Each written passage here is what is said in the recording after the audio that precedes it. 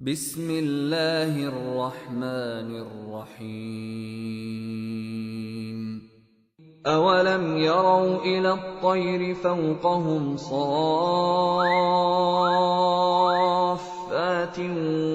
ويقبضن ما يمسكهن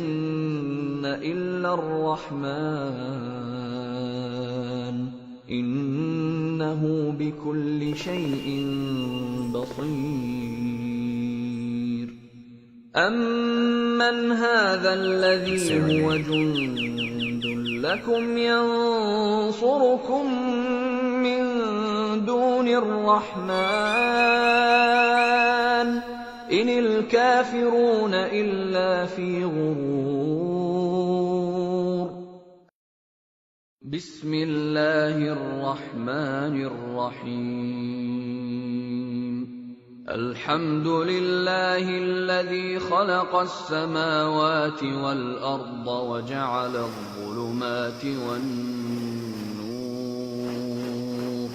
ثم الذين كفروا بربهم يعدلون هو الذي خلقكم من طين ثم قضى أجلا وأجل مسمى عنده ثم أنتم تمترون وهو الله في السماوات وفي الأرض يعلم سركم وجهركم ويعلم ما تكسبون بسم الله الرحمن الرحيم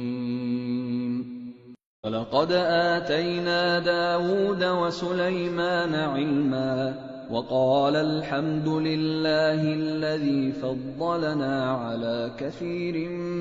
من عباده المؤمنين وورث سليمان داود